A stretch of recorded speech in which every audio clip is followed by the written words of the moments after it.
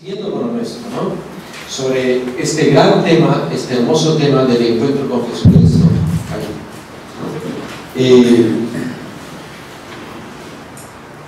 ¿Les gustaría que les cuente algo del encuentro con Jesucristo en Medjugorje? Sí, claro. Bueno, esto lo he contado varias veces. Quien ya me escuchó, soporte una vez más. La segunda, sí, fue la segunda vez que fui a Medjugorje. En verdad todas han sido por providencia, no crean que yo tengo mucha plata para ir, no, es providencia siempre, ¿no? Y van 5 veces que yo voy, ¿no? La segunda vez lo hice acompañando a una persona que tenía un problema muy delicado y me suplicó que le acompañe, y yo contento. Entonces fui, entonces y hemos orado mucho y tuvimos fuertes experiencias. Fue un viaje extraño porque el avión se demoró al partir, se demoró un día, o sea, nos cortó un día de peregrinación. Y al volver hubo otro problema, que nos cortaron otro día, o sea que la peregrinación se redujo. Y era invierno, era noviembre, fines de noviembre. En Europa hace un frío que te congela hasta los pensamientos, ¿no? Entonces, y fue bien fuerte esa peregrinación, corta, con frío, pero así bien heavy, bien así, de la gracia que fluyó a patadas, ¿no? Bien así. Un día estaba celebrando en la capilla de la adoración que está al costado de la parroquia de Medjugorje, donde se suelen celebrar en distintas lenguas, en grupos pequeños, como generalmente los grupos de latinos, habla hispana, son los pequeños generalmente.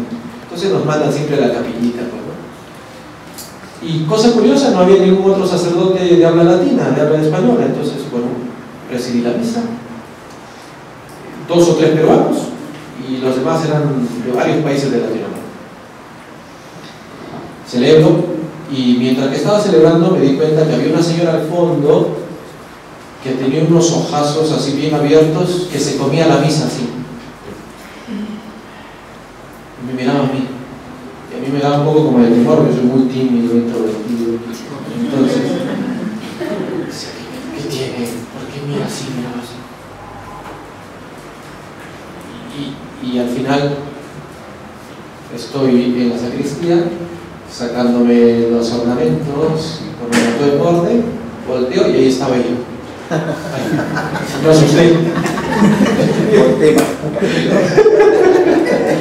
Están sus grandes ojazos sobre mí. Tímidamente le pregunto: ¿le puedo ayudar en algo? Sí, padre, quiero conversar con usted. Ay, Dios mío. Todos mis temores se fueron al agua porque era una persona que hace algunos meses había dejado de ser pastora pentecostal en España. Y me cuenta su historia. Se la resumo. Había ido con 4 amigas católicas. Ustedes saben, la amistad es mucho más fuerte que la religión a veces. Entonces, sus 4 amigas católicas, no sabemos cómo, pero la habían convencido para viajar con ellas. Pero ella era la pentecostal. Y estas amigas astutas no le dicen que están yendo a un lugar donde se aparece la Virgen, porque si no la otra sale corriendo. Le dicen que vamos a ir a un país por ahí, vamos a hacer una peregrinación, pero tú si quieres, cuando te sientes no muy cómodo, te puedes ir a otro lado y hacer tu paseo y mientras nosotros rezamos el rosario. ¿Estás seguro? Sí. Entonces se van, las 5 viejitas. Y se la llevan justo donde la Virgen se está apareciendo todos los días.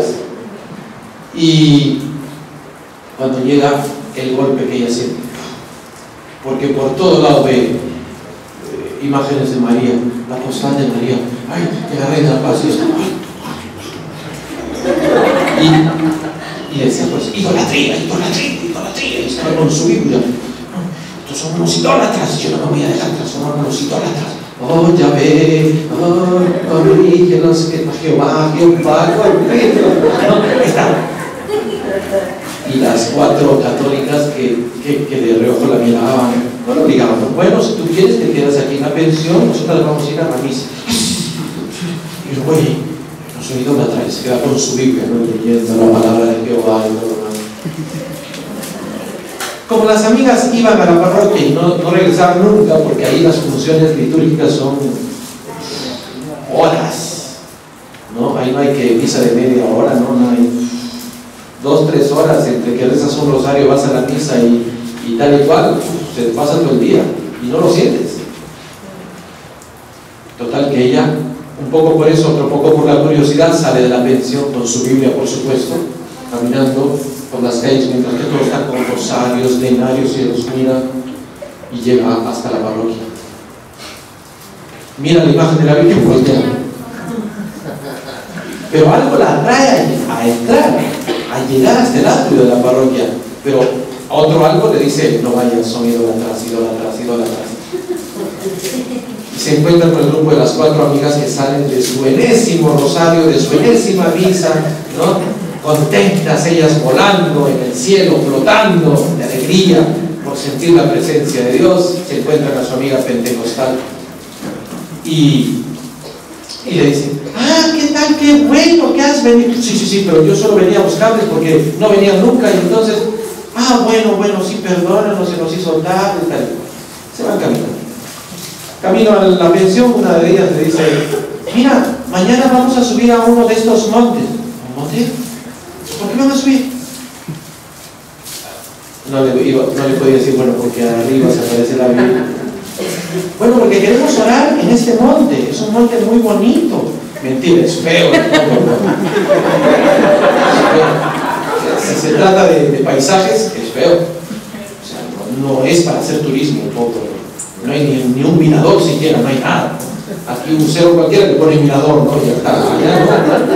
Entonces, bueno, le dicen: bueno, es que queremos ir a rezar rosario. Perdón, no, vamos a rezar, pero si tú quieres te quedas al pie del monte y nosotros te comprendemos. ¿Y cuánto va a demorar? Bueno, una media horita. Mentira. Llegar al Pócordo, al pie del Pócordo, demora unos 40 minutos mínimo. Subir al Pócordo y al paso de viejitas serán 2 horas. ¿No? Y la experiencia de Dios que vas a tener arriba te demora mínimo 1 hora, mínimo. O sea, tú tienes todo el día para hacer el Pócordo, si quieres hacerlo bien. Media hora. Entonces, y el día siguiente, a las 5 se salen de su pensión bien tempranito, después del desayuno se van, llegan al pie del Pócordo. Y le dicen: bueno, si tú quieres te quedas, no hay problema, como hay unos cafés, unos restaurantes, entonces quédate, tómate algo y mientras que venimos. Van a venir y empiezan las viejitas con rosario en mano, suben, rezando su rosario. Llegan a donde está la Virgen y tienen su experiencia de Dios, se olvidan del tiempo, todo lo demás, y otra vez la amiga pentecostal: es que no vuelven. ¿Pero por qué no vuelven? ¿Pero qué cosa hay ahí arriba? ¿Por qué todo el mundo sube? ¿Qué cosa hay ahí? ¿Qué?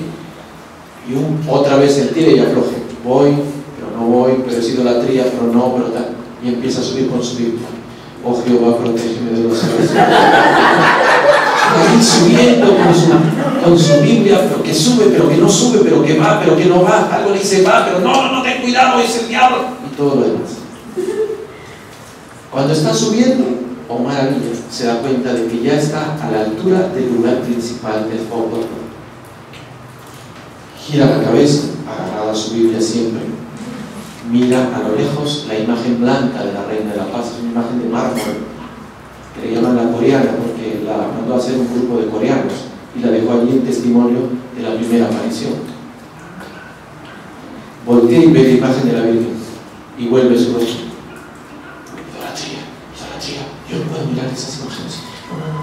Y a lo lejos ve mucha gente ahí rezando, de rodillas, sentada. Pero algo le dice: voltea. Se queda mirando la imagen de la Virgen y de pronto la imagen de la Virgen voltea, está así, voltea así. Y la mira a ella. Primera cosa, ella no cree en imágenes. Segunda cosa, ni nosotros los católicos muchas veces creemos que una imagen puede hacer eso. Yo he sido testigo como 3 o 4 veces de eso. Y ella ve que la imagen está mirando. Y no solo le mira. La imagen es así. Tiene las manos así. La imagen voltea y hace sus manos así.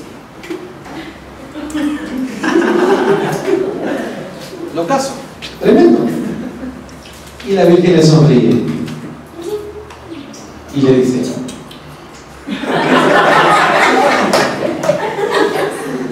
ella se queda petrificada, entre asustada y emocionada, pero siente que es verdad.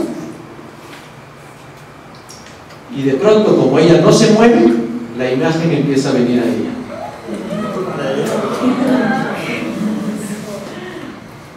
Lo caso. Por lo menos unos 20 metros hay de distancia entre la última curva y el lugar donde está la primera aparición. Y la imagen se acerca a ella, con los brazos así, sonriendo. Ella se deshace, entre el miedo y la emoción. El miedo porque dice: ¿qué es esto? Yo no puedo creer esto. Y la emoción, me sonríe, siento que es verdad, está viva. Se acerca a la imagen y la misma Virgen le abraza.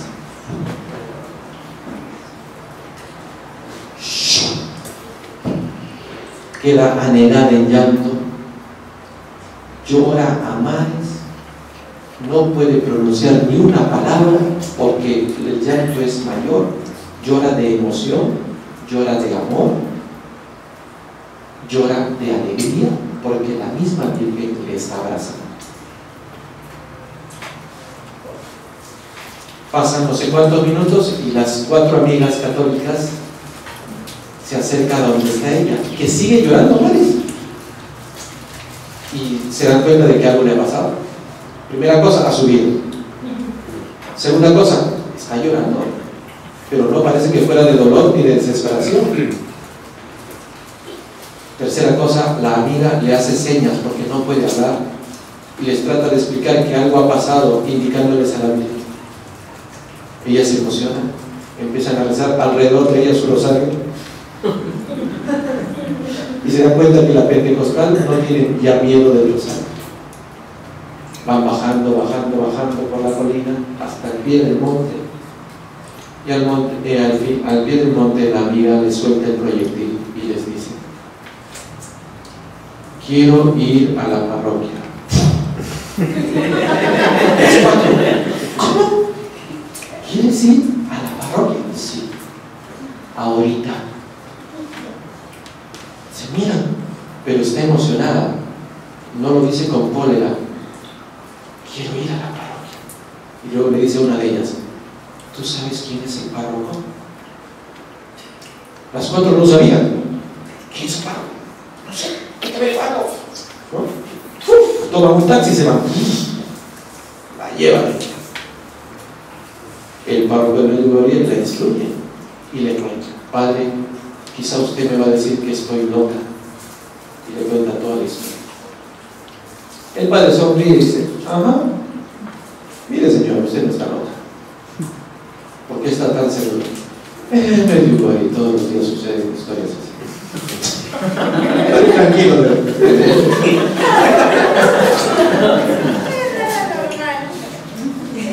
Y dice: pero padre, ¿y qué debo hacer ahora? Fácil.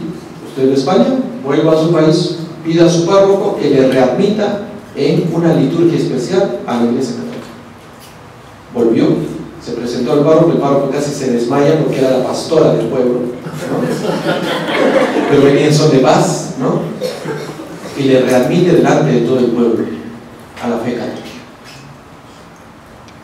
Le da los sacramentos que le faltaban. Pasa un año, agarra un avión, se vuelve a Medjugorje y empieza a instruirse en la fe católica. Cuando yo me la encontré, ella me estaba esperando y quería hablar, decirme su testimonio, y me dijo: padre, esta tarde pudiera venir. Yo he alquilado aquí un cuarto a unos 3 cuadras de la parroquia y pienso enseñar allí Biblia católica. ¿Podría bendecirlo? Fue emocionante bendecir su salida de estudio católico, ¿no? De la Biblia.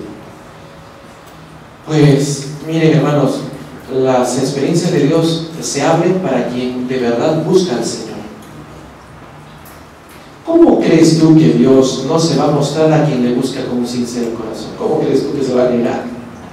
Si lo primero que el Señor quiere es mostrarte su amor, es lo que más quiere. Nosotros tenemos varios problemas en este sentido. Uno de los problemas es que muchas veces nos hemos forjado con una mentalidad positivista. Mi papá suele decir una frase que no es latina, pero él se la ha inventado.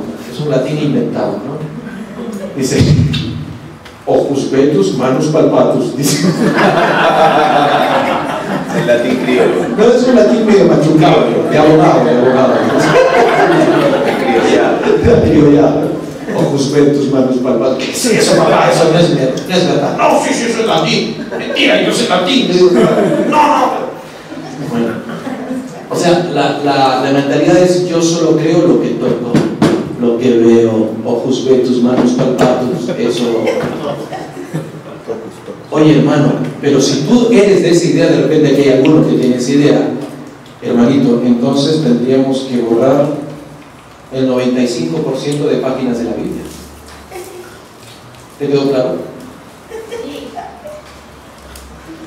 Si tú me dices que solo crees lo que ves y lo que tocas, y que para ti no hay milagros ni cosas prodigiosas, te lo digo, habría que quitar el 95% de las páginas de la Biblia.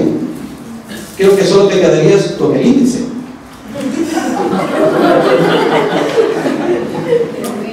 Porque todo en la Sagrada Escritura, todas las páginas de la Sagrada Escritura están llenas de muestras de la acción sobrenatural de Dios. Algunos creen que cuando Jesús multiplicó los panes, lo que hizo fue, no fue un milagro de multiplicación, fue el milagro del compartir. Partieron el pan, partieron. Oye. Eso se llama modernismo, y es una herejía de principios del siglo XX. Una vez en una catequesis, un catequista dijo: no, Jesús no resucitó a ese chico, simplemente lo reanimó. Oye, ¿qué te pasa? Fue una verdadera resurrección. No, Jesús no sacó ningún demonio. Lo que pasa es que ese señor sufría epilepsia. Oye, no te doy nomás, rompo mi botella. Oye, el demonio existe, y existe el exorcismo. Y no me pregunten más.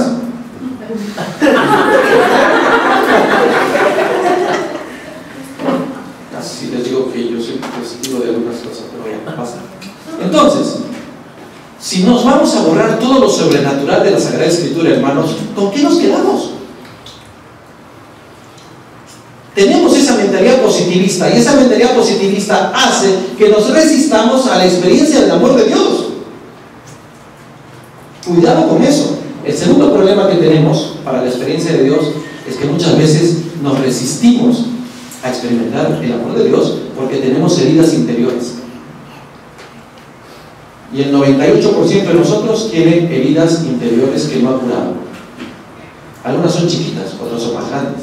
Pero chicas o grandes, las heridas interiores lo que hacen es engendrar en nuestro interior resistencias a lo sobrenatural. Por eso yo siempre creo que no existen los ateos. Lo que existen son personas que han sido dañadas interiormente. Y lo primero que hacen, y a veces lo único que hacen, es resistir a la acción de Dios.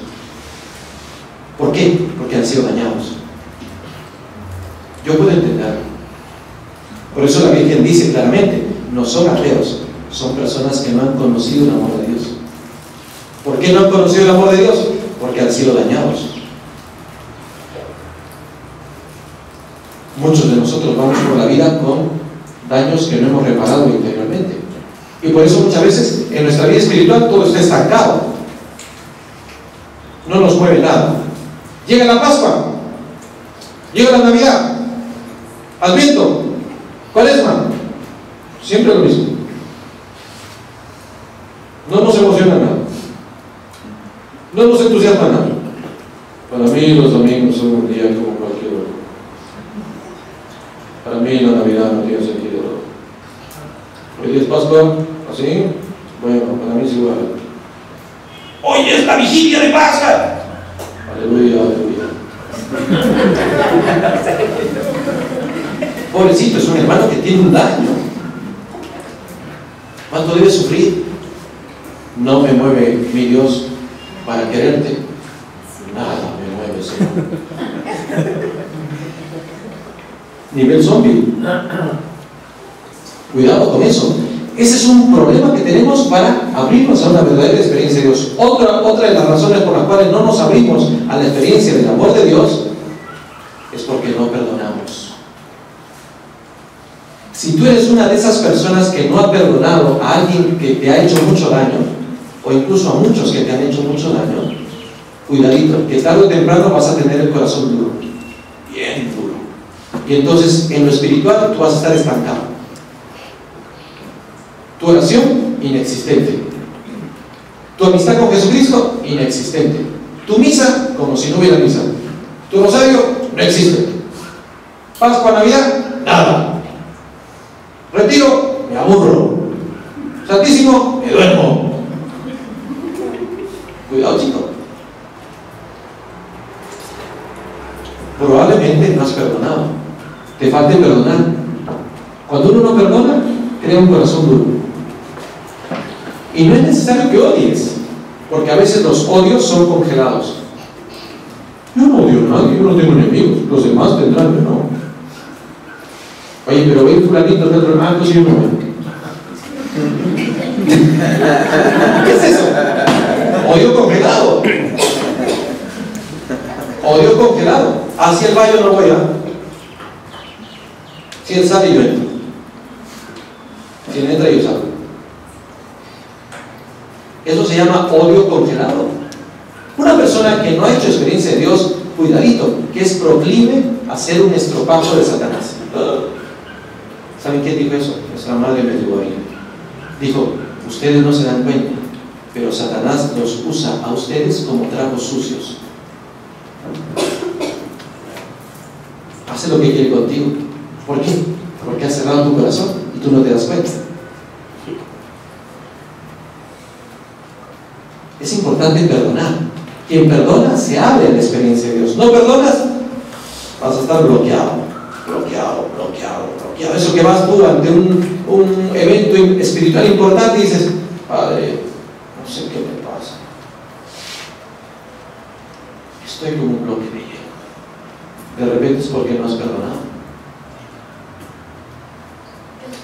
Otro factor que a veces dificulta la experiencia de Dios es una pésima educación y formación en la fe. Ese es un grave problema también. A veces hemos recibido como formación una teología que no es la mejor. A veces hemos recibido una catequesis que no estuvo bien planteada y nos hemos quedado con imágenes y con nociones que no son las más adecuadas. Gracias a Dios, yo tuve unas catequesis desastrosas. Mi primera comunión fue un desastre, mi catequesis, pero el día de mi comunión fue un cielo. Es una cosa increíble, porque mis catequistas fueron lo peor de lo peor. Tal vez así que nunca les entendí nada. No quiero ser tan bruto, pero no les entendí nada. No sé qué querían decir. Pero bueno, llega mi confirma y la catequesis, pues por cuestiones que no dependen de mí, se redujeron a 4 sesiones. Miren, confirmación con 4 sesiones. Y yo no fui a una de ellas. 3. Pero fue tan light esa confirmación, tan light la preparación, que yo estaba perdido. Pero ¿saben qué? El día de la confirma, yo recibí en plenitud del Espíritu Santo. Aún con una catequesis deficiente. ¿Pero para qué les digo esto? Porque aún cuando tú has recibido una formación desastrosa en la fe, Dios puede resarcir eso. Es más, todavía el día de mi confirmación, el obispo que me confirmó, un obispo viejito, jubilado, vino renegando. Está basado el monseñor. Señor. Nadie sabía qué le pasaba.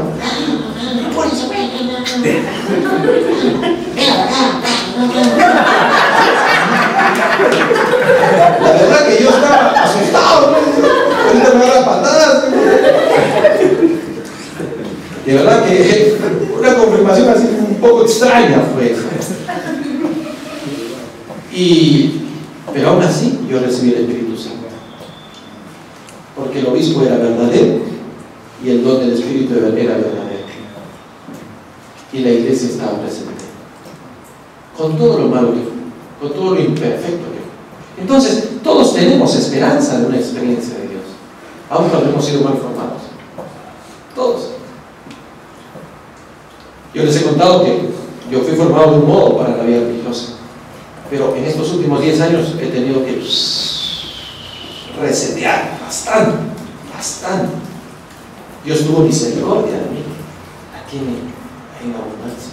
Yo estoy seguro que tiene misericordia de cada uno de ustedes y quiere hacer su obra en cada uno de ustedes. Por eso les suplico, ábranse.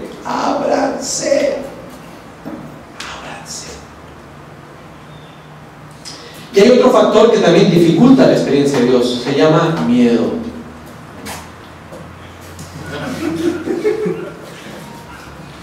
Me acuerdo uno de los primeros retiros en los que empecé yo a hacer oración con imposición de manos, por recomendación de un grupo de amigos, que me dijo, padre, pero usted ha recibido el Espíritu Santo en plenitud, use sus manos. Yo me acuerdo un día, ¿no? Había ido a un lugar y un viejito me agarra y me mira mis manos, hace silencio y yo me quedé pensando. Me dice, padre, use sus manos, úselas, ore imponiendo manos. Me dio miedo, porque hasta ese momento nadie me había instruido sobre eso, ni en el seminario. Yo lo consulté con un grupo de amigos muy experimentados en esto. Me dijeron, padre, precisamente usted como sacerdote es el que debe imponerlas. Y más todavía si ha sido instruido especialmente para ello. Utilice sus manos, padre. Usted va a hacer mucho bien con esas manos. Y empecé a hacer estas oraciones. Uno de los primeros grupos, estaba un grupo, no sé si eran 60 o 70, estaba orando por cada uno. Y de reojo miraba cuántos faltaban, porque yo me dolía todo. Ya tenía como 3 horas de imponiendo las manos y ya me dolía hasta el alma. Y yo vi 3 chicas al fondo que se miraban unas a otras, estaban así como que voy, no voy. Bueno, dije, bueno, si no vienen, yo rezaré a distancia por ellas, además ya me duele todo. Terminé. Luego ya al día siguiente me las encuentro a las 3 en el retiro y les digo, ¿y por qué no vinieron? Dice, mira, dile tú. Ya, abren, a ver qué pasó, ¿por qué no han venido? Todos han venido menos ustedes 3.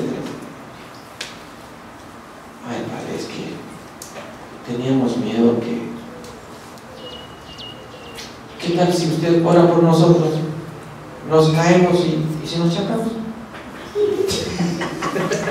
La otra dice, no, yo lo que tenía miedo es, usted ora, yo caigo al suelo y está frío.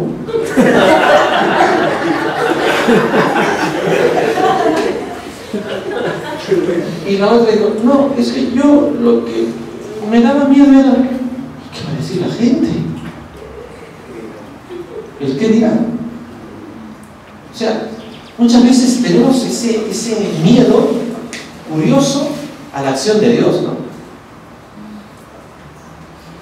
Sor Emanuel Maillard, de la que estamos leyendo esos libros en las comidas, esos 3 libros son de Sor Emanuel, una monjita francesa muy buena. Tuve la oportunidad de conocerla personalmente y escuchar una charla en italiano de ella, fantástica. Sor Emanuel cuenta una anécdota en uno de esos libros. Ella había ido a una conferencia en Francia, ella es francesa, había vuelto a su país porque ella vive en Montevideo. Bueno, su país está en una gran catedral llenita de gente, abarrotada de gente, lo cual en París, en Francia por lo menos eso es increíble, porque allá las iglesias están casi vacías. estaba abarrotada de gente en la catedral y todos habían ido a escuchar el testimonio de Sor Emanuel. Habían hecho mucha publicidad, entonces ahí estaba. Y cuando va a entrar, va a subir al púlpito, al ambón, desde donde iba a dar la conferencia en presencia de los sacerdotes y todo, dice, ella cuenta, ¿no? A Jesús se le ocurrió hacer una travesura. Estaba yo caminando hacia el ambón y siento de pronto que Jesús me dice, espera, quiero darte un abrazo. Y ella dijo, no, aquí no, Señor.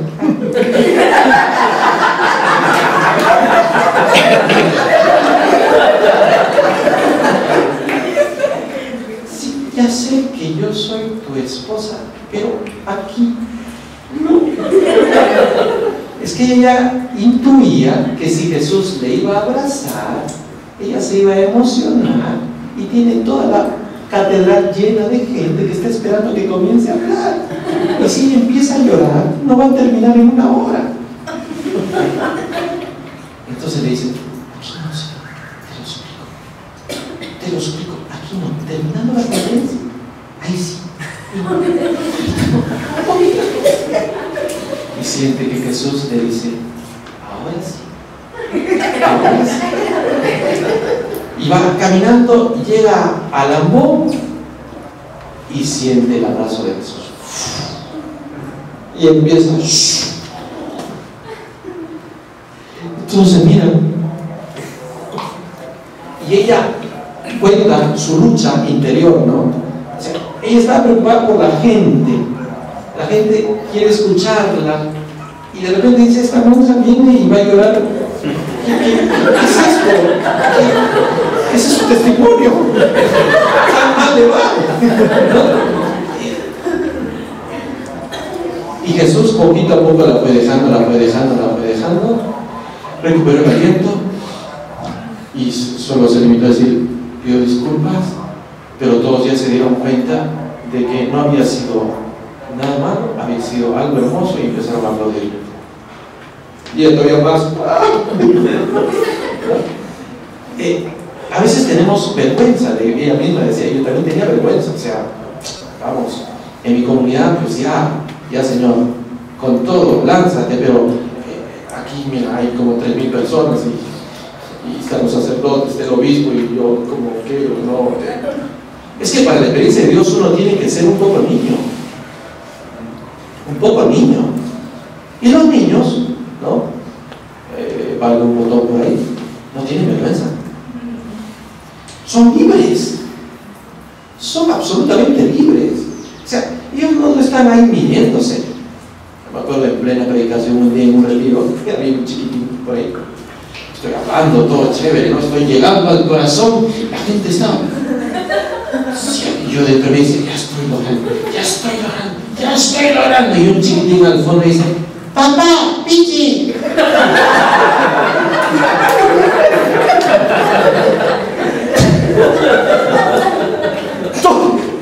Risa general. Todo lo que estaba consciente se fue.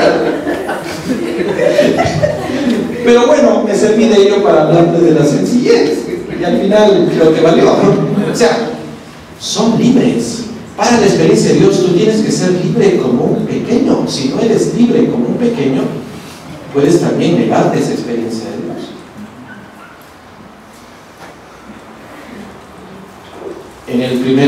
En la primera visita a Medjugorje estaba conversando con otra monjita que es un valor de esta monjita, y es peruana y vive en Medjugorje hace más de 18 años. Ahorita está en Francia porque está un poco delicada de salud. Sor Vicky, desde la misma comunidad de Sor Emanuel. Y estamos hablando con Sor Vicky, primera vez que yo la conocía en Medjugorje, siendo peruana ella, y nos daba muchos testimonios. Estamos hablando de lo lindo ahí en su convento, estaba Madre Karina y otra persona. Estamos hablando bien, y de pronto en la ventanita de la habitación donde estábamos empieza a entrar una luz fuerte, ¿no? Estamos hablando de un atardecer. Yo dije, será el sol porque está cayendo, ¿no? Entonces está entrando los últimos rayos del sol, muy cálidos. Y de pronto, vi que deja de hablar y dice, vaya. Digo, ¿qué? Y van, todas las personas corren hacia la ventana, y era que el sol estaba danzando,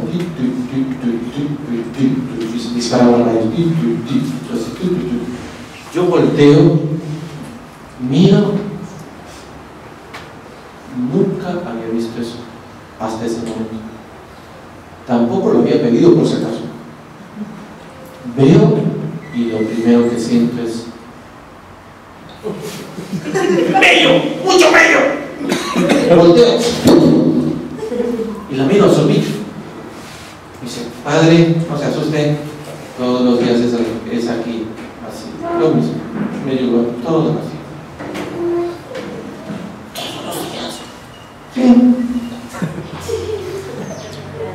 Sigue. Volteo y había terminado.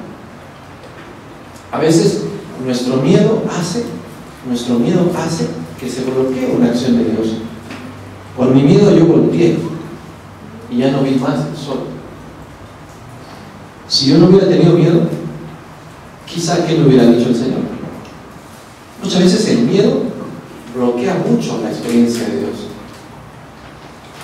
Claro, puede ser un miedo reverencial. Me siento pecador, me siento indigno, y claro, me asusta, ¿no? Como Pedro, ¿no? Ante el milagro de la multiplicación de esos peces que acaban de coger, cuando toda la noche habían estado bregando sin coger ni una lata de leche, y de pronto se llenan las dos barcas que casi se hunden. Pedro se asusta y dice, apártate de mí que soy pecador. Se agacha y no quiere levantarse. O sea, es un temor reverencial. Puede ser eso, pero también puede ser otro tipo de miedo infundado. El miedo a que Dios se muestre grande contigo. Ese miedo no es bueno. ¿Por qué vas a tener miedo de que Dios se muestre amoroso contigo? ¿Por qué? ¿Por qué vas a tener miedo de su misericordia? Hay gente que tiene miedo de Dios, de su misericordia, de su amor, y eso está mal, eso no es bueno. Eso no es bueno. ¿A qué le debes tener miedo? Al pecado. Le debes tener miedo al pecado y a condenarte en el infierno. A eso debes tenerle miedo, pero a nada más, a nada más. Ni la muerte, ni la enfermedad, ni el infortunio, ni nada. A nada le debes tener miedo. Ni a la enfermedad, ni al cáncer, a nada. Entonces, a veces ese miedo puede bloquearnos. Yo les voy a pedir, hermanos, que hagamos lo posible por suplicar al Señor la gracia de experimentar su amor una vez más, ¿no?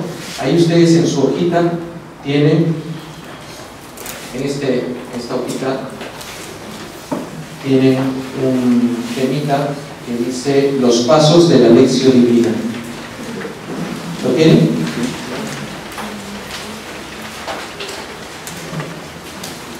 Una de las vías para hacer la experiencia del amor de Dios es precisamente la palabra de Dios.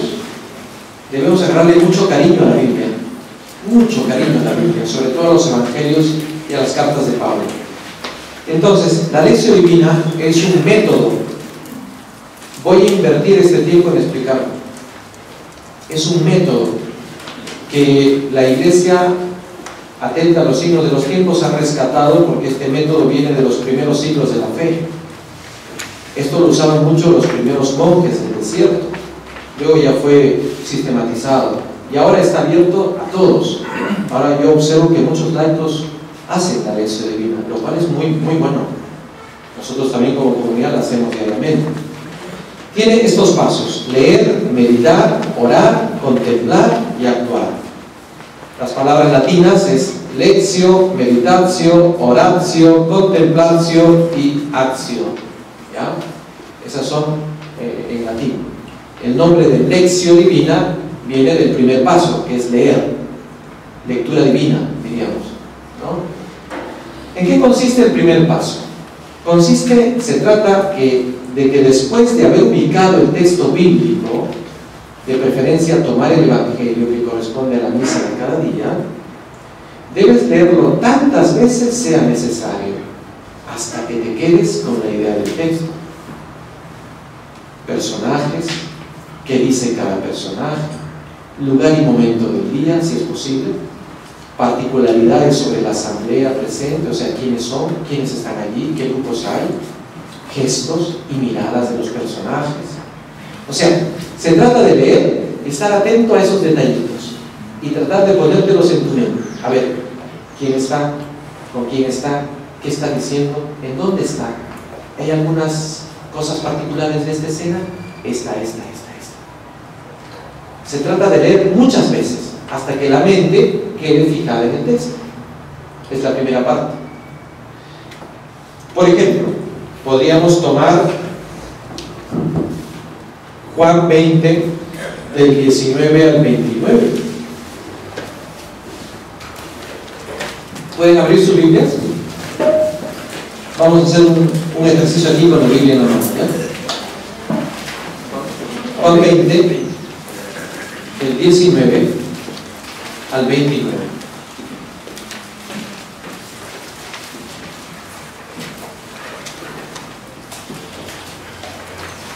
Del 19 al 29. Se trata de las apariciones a los discípulos. Voy a leer despacito y yo les voy a hacer algunas preguntas a ustedes y ustedes me van a responder, ¿ya? Yo tengo la versión de Jerusalén. Hay algunas variaciones en el idioma, pero no se preocupen, es lo mismo. Al atardecer de aquel día, el primero de la semana, estando cerradas por miedo a los judíos las puertas del lugar donde se encontraban los discípulos, se presentó Jesús en medio de ellos y les dijo: la paz con ustedes.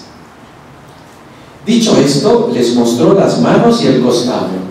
Los discípulos se alegraron de ver al Señor. Jesús les dijo otra vez: la paz con ustedes. Como el Padre me envió, también yo los envío. Y dicho esto, sopló y les dijo: reciban el Espíritu Santo. A quienes perdonen los pecados, les quedan perdonados. A quienes se los retengan, les quedan retenidos. Tomás, uno de los 12, llamado el mellizo, no estaba con ellos cuando vino Jesús. Los otros discípulos le decían: hemos visto al Señor. Pero él les contestó: si no veo en sus manos la señal de los clavos, si no meto mi dedo en el agujero de los clavos y no meto mi mano en su costado, no creeré. 8 días después estaban otra vez sus discípulos dentro y Tomás con ellos. Se presentó Jesús en medio de ellos, estando las puertas cerradas, y les dijo: la paz con ustedes. Y luego dice a Tomás: acerca aquí tu dedo y mira mis manos. Trae tu mano y métela en mi costado. Y no seas incrédulo, sino creyente. Tomás le contestó: Señor mío y Dios mío. Y le dice Jesús: porque me has visto, has creído. Dichosos los que no han visto y han creído. Ese es el texto. Vamos a tratar de hacer el ejercicio de modo grupal. Primera pregunta: ¿quiénes están presentes en la escena? Los discípulos. ¿Cuántos discípulos? 12. ¿Quién da más? 10, 11 o 12. 10. 10. Judas ya no está. Y Tomás, no sabemos dónde estaba. Hay 10 discípulos que están reunidos. ¿En dónde están reunidos? En la casa de Juan. En un lugar a puertas cerradas. Tercero, si estaban a puertas cerradas, ¿cómo entró Jesús? Apareció de repente. Jesús está con su cuerpo glorificado. Y el cuerpo glorificado de Jesús puede atravesar todo lo material. O sea, Jesús ya no está sometido a las leyes del espacio ni del tiempo. Su cuerpo está glorificado. Así vamos a ser nosotros en el cielo. Otra pregunta. Aparece Jesús y ¿qué cosa les dice? ¿Cuál es la primera frase? Les da la paz. Les da la paz. La paz con Esté ustedes. con nosotros. La paz esté con ustedes, ¿no? Y luego, cuando les dice la paz con ustedes, hace un gesto. ¿Cuál es el gesto que hace? ¿Se acuerdan? Antes de eso, Las manos. La mano. Le pone la mano. les muestra las manos y el costado. ¿Por qué? ¿Por qué creen ustedes que Jesús haya hecho eso? A ver, están en capacidad de Para que contestar. crean. Porque lo hizo, pero no creyeron. Para mostrarle quién es Él realmente. Porque ellos mismos han visto cómo Jesús ha quedado destrozado y muerto el viernes. Y ahora se está apareciendo a ellos, y para que no duden, les muestra las manos y el costado. Soy el mismo. Soy el mismo. Luego de que les ha mostrado las manos y el costado, otra vez, ¿qué cosa les dice? La paz. Interesante cómo insiste en la paz. La Pascua está asociada a la paz, ¿por qué? Porque gracias a la Pascua de Resurrección, Jesús finalmente nos comunica la llenura del don de Dios a nuestros corazones, que es la paz. Jesús resucitado nos comunica la paz. Antes no la había comunicado, ahora sí. Y luego hace otro gesto. ¿Qué cosa hace? Sopla sobre ellos y les dice: reciban el Espíritu Santo. Y les explica, ¿qué cosa? A quienes ustedes perdonen los pecados, les quedan perdonados. A quienes se los retengan, les quedan retenidos. Les está dando el poder, la facultad de perdonar los pecados en su nombre. Luego, el evangelista explica que Tomás no estaba, ¿no? Y entonces, seguramente se va Jesús de nuevo y llega Tomás. Y entonces, ¿qué cosa hacen los discípulos? ¿Qué le dicen? Les dicen que Jesús le habían encontrado y estaba resucitado. Hemos visto al Señor. Hemos visto al Señor. Más malo. Pero él, ¿qué cosa contesta? No creía. Hasta que no vea su herida en las manos, no meta las manos en el dedo, no vea la herida, no pega. Claro. O sea, Tomás es una de esas personas de estilo positivista. Ojos vetus, manos palpados. Si yo no veo sus llagas, si yo no meto mi dedo en el agujero de los clavos, si no meto mi mano en su costado, yo no creeré. ¿Ya está?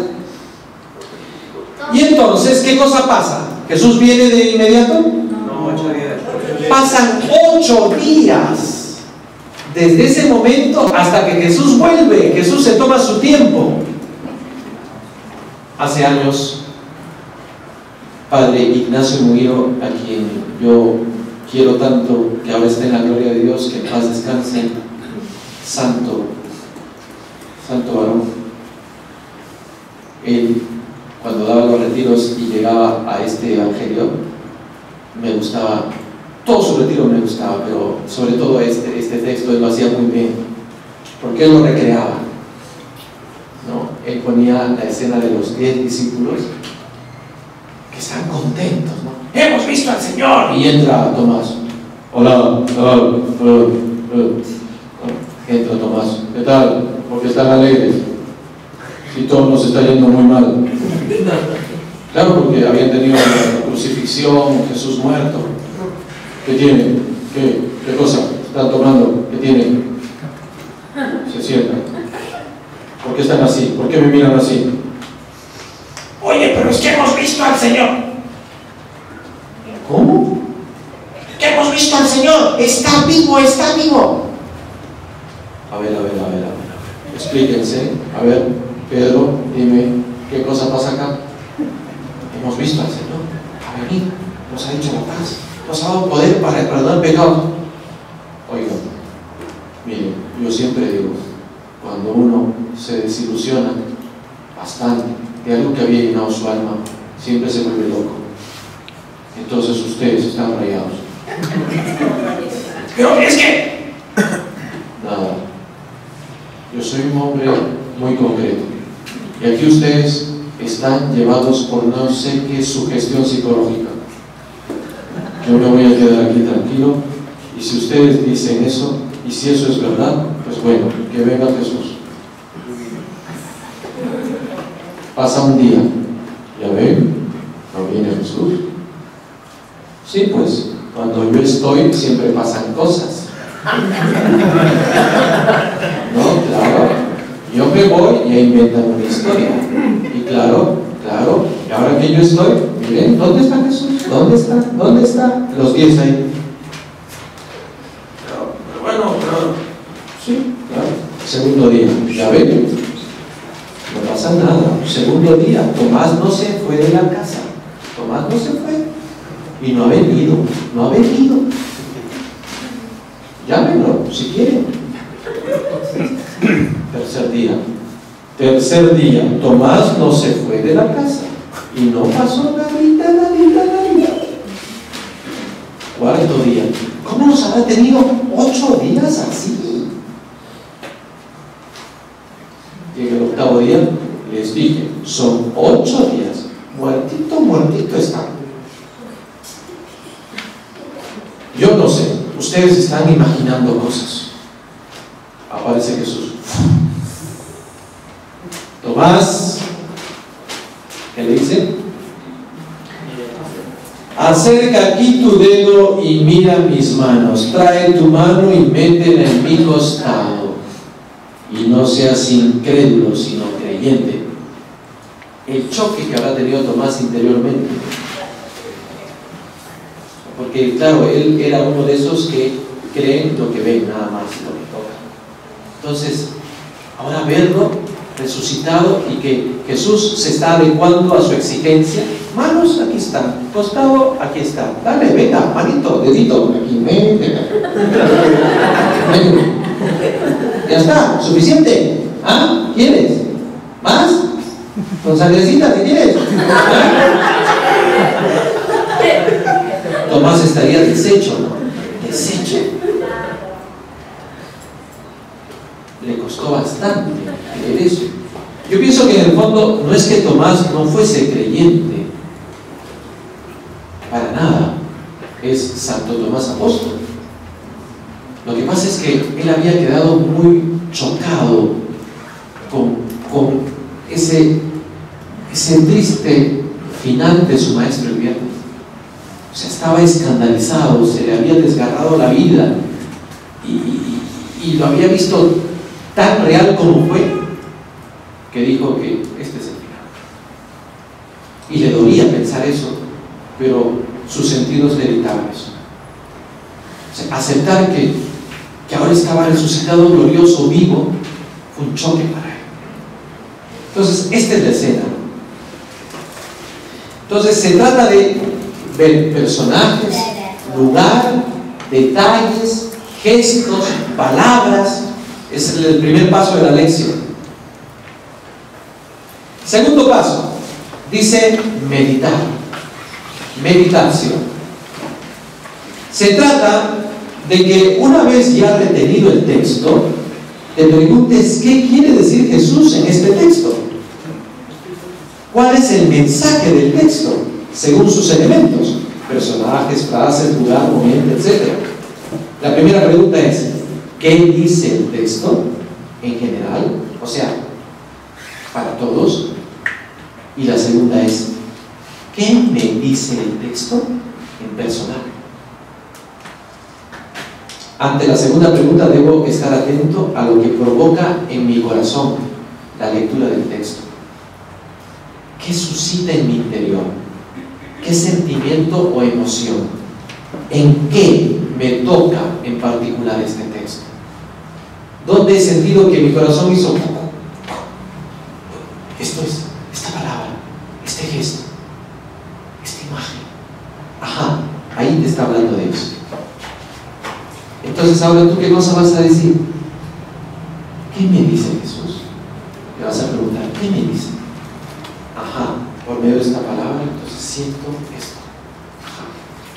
Siento que me dice, no seas incrédulo, sino creyente. ¡Pum! A mí me está diciendo eso. Porque me estoy dando cuenta que soy incrédulo. Y quiero pruebas de todo. ¿Qué me dice el texto? Esa es la meditación. Te puede durar varios minutos hasta que le agarres el punto, ¿no? El tercer paso es orar, o sea, oración. Una vez que ya tienes claro el sentido del texto y qué es lo que el Señor te va pidiendo, tú procedes a decirle algo al Señor. Oras. O sea, ya siento, me está diciendo, no seas incrédulo, sino creyente. ¿Qué le digo? Señor Jesús, yo no quiero tener esta actitud de Tomás. Yo quiero tener un corazón abierto. Yo quiero adherirme a ti. Yo quiero creer lo que mis hermanos me están contando. Yo hasta ahora les he contado varias historias. Todas son reales por si acaso. Y puede ser que alguno me ha escuchado y dice,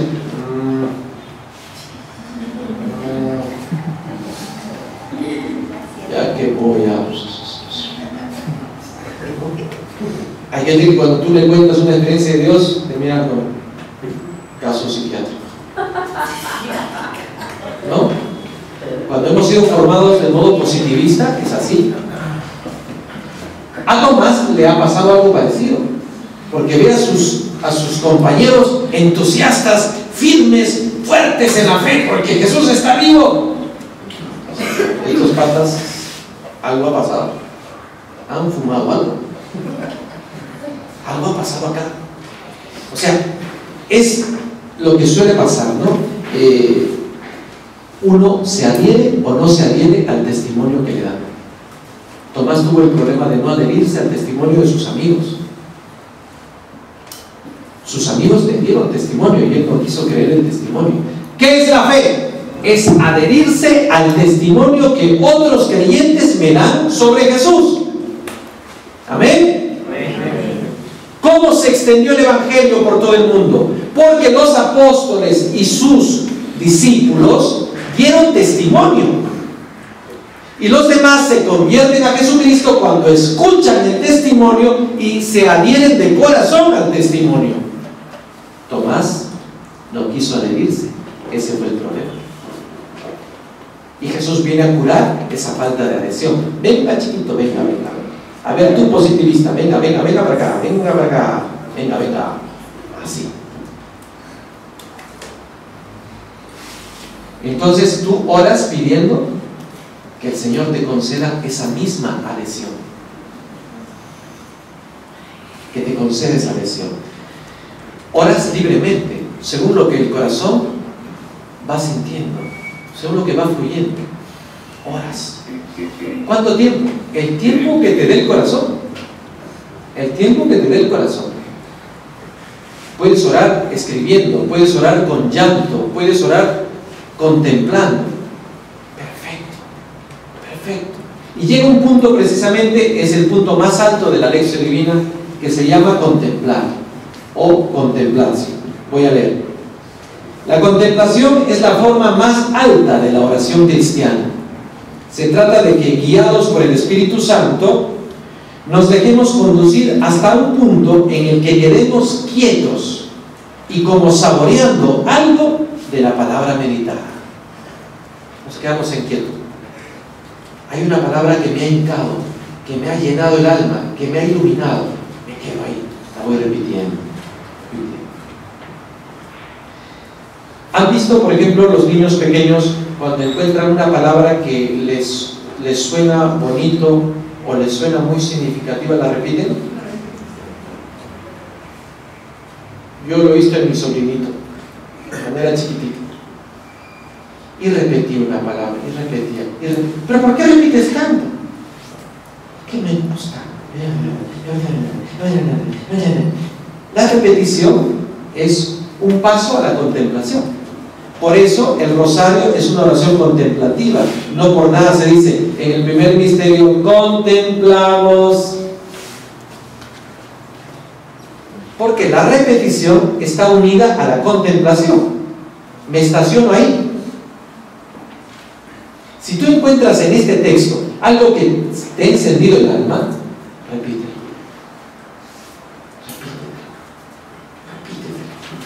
Y estaciónate ahí. Y deja que el Señor siga hablando por medio de esa palabra que estás repitiendo en tu corazón o vocalmente. Contemplar es fijarse en eso que ha abierto tu corazón. Sin prisas, sin prisas. Quédate gustándolo, como saboreándolo. Como cuando te dan un dulce delicioso y lo paladeas con tu lengua. Un chocolate finísimo, no sublime de grasa, sino un chocolate fino, fino, fino. Tratas de retenerlo ahí en la lengua y lo saboreas y lo gustas así, igualito. La contemplación está muy asociada a eso. Entonces, a veces es una imagen mental del Evangelio que nos trae paz y nos trae luz. Otras veces es una frase del texto que nos ha traído luz y discernimiento. Puede ser también un cierto afecto que se ha desencadenado en el corazón. Pues en este paso no hacemos nada sino buscar eso que Dios nos ha querido regalar o mostrar al corazón. Sin prisas, solo disfrutando de su amor. O sea, contemplación es disfrutar de su amor. Quédate. Y si tienes el Santísimo delante, míralo, nada más. Mira. Una vez una postulante de una comunidad religiosa me contó una cosa que me impresionó. Habían tomado el desayuno en comunidad y luego la superiora le dice que vaya a la capilla, que haga no sé qué arreglo con unos floreros. Y ella fue, estaba arreglando los floreritos, pero luego le nació en el alma en ese momento arrodillarse frente al sagrario y hacer una oración. Se arrodilla frente al sagrario y le brotó una oración tal que se sintió en el cielo y me dice: Padre, yo que estaba rezando, era después del desayuno, yo que estaba rezando, de pronto escucho que mi superiora entra muy molesta a la capilla y me dice: ¿cómo es posible? ¿Te has perdido tanto tiempo? ¿Qué te ha pasado? ¿Por qué no avisas que estás aquí? Pero ella se siente confundida y dice: pero si usted me ha mandado, yo recién acabo de... ¡Mira tu reloj! Padre, no le miento, miro mi reloj. Era la 1:15 de la tarde. Ella entró a las 9 de la mañana. Era la 1:15 de la tarde. Y me dice un poco asustada, me dice: Padre, ¿eso es malo? Yo le digo: ay, me gustaría tener tanto esa maldad. Es decir, tuvo una gracia especial. Eso se llama oración contemplativa infusa. ¿Qué cosa quiere decir? Entró, miró a Jesús, le nació un afecto fuerte, se quedó entretenida con Jesús y no sintió el paso del tiempo. La madre furiosa porque no sabía dónde estaba. Era la 1:15 de la tarde. Ay, hijita, bendice a Dios. Qué gran regalo has tenido. ¿En serio? Sí. Ya quisiera tener yo esos regalos. Yo tengo otro tipo de fenómenos místicos. ¿Ah, sí? Sí, los míos se llaman éxtasis. ¿Usted tiene éxtasis? Sí. éxtasis, de distracción. Me distraigo mucho. Bueno, la contemplación es lo más elevado de la oración. Seguimos al otro paso, el último. Actuar, acción.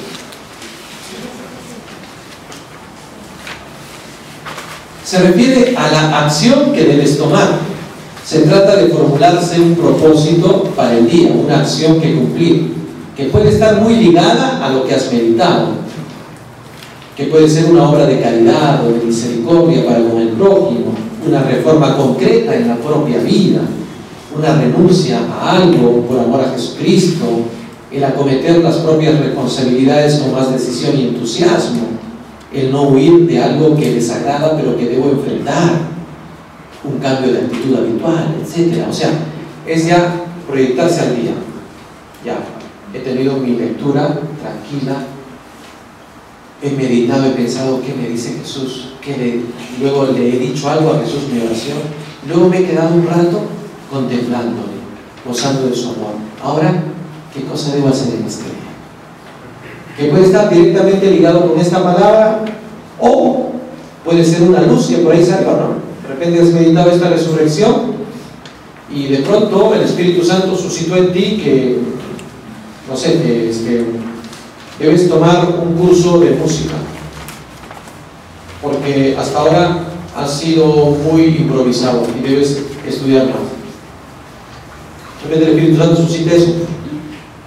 Ya, está bien, hoy tomo la decisión, hoy comienzo. De repente el Espíritu Santo dice, deja de ver tele, pierdes mucho tiempo, hoy corto con la tele. Entonces, son cuestiones prácticas, son propósitos. Entonces, todo esto es la lección divina. Hermanos míos, si ustedes quieren una recomendación, yo les recomiendo que hagan lección divina por lo menos de lunes a viernes, por lo menos. Y si pueden hacerlo todos los días, excelente. Excelente. ¿Con qué? Ahora, no se trata de abrir la Biblia al azar y lo que salga, no. Yo les doy un sistema que es eclesial. ¿Cuál es? El Evangelio de cada día. Consíguete un calendario litúrgico. Incluso hasta en el celular te puedes bajar aplicaciones de la liturgia diaria con tu evangelio diario. Haz tu lección divina. ¿Cuánto tiempo, Padre? Puede ser media hora o más, no hay ningún problema. ¿A qué hora es bueno hacer la lección divina? Bueno, puedes hacerla en cualquier momento, pero yo recomendaría que sea en la mañana muy temprano. Yo recomendaría eso. Es mejor, me parece que ilumina mejor el día, ¿no? Pero es que tengo un horario bien apretado. Ojalá puedas levantarte una media horita antes y te apartas antes de que los chicos empiecen a hacer bulla y todo demás, ya. A un ladito de tu sala o en algún lugar, ahí está, teléfono apagado, Biblia en mano, mi lección divina, mi media hora mínima para el Señor. Hermanos míos, yo confío mucho en la lección divina. Lo digo por testimonio propio. Yo siento que he avanzado en mi amor por el Señor gracias a la lección divina diaria. Yo he avanzado gracias a la palabra. La palabra me ha abierto un horizonte espiritual muy grande. Debemos tenerle más cariño a la palabra, ¿no? Entonces, aparte que por ahí también el Señor te puede regalar 15 o 30 canciones también. Qué bonito que cantes la palabra. Ya sé que tú y yo tenemos nuestras grandes iluminaciones, grandes composiciones, ¿de acuerdo? Pero nada como cantar la palabra. Después de una lección bien hecha, te pueden salir 3 canciones. ¿Sí? Cantar la palabra es algo precioso que nuestro pueblo tiene necesidad de escuchar y de cantar. Entonces, este es un medio muy adecuado y muy fácil de conseguir también la experiencia del amor de Dios. Si combinas, por ejemplo, palabra con Santísimo Sacramento, fenomenal. O sea, si puedes hacerlo delante del Santísimo Sacramento, ¿no? En varias parroquias ahora hay adoratorios, ¿no? Casi continuos. Si puedes hacerlo, fenomenal. Si eso no es posible, por lo menos en tu casa, ahí hazlo.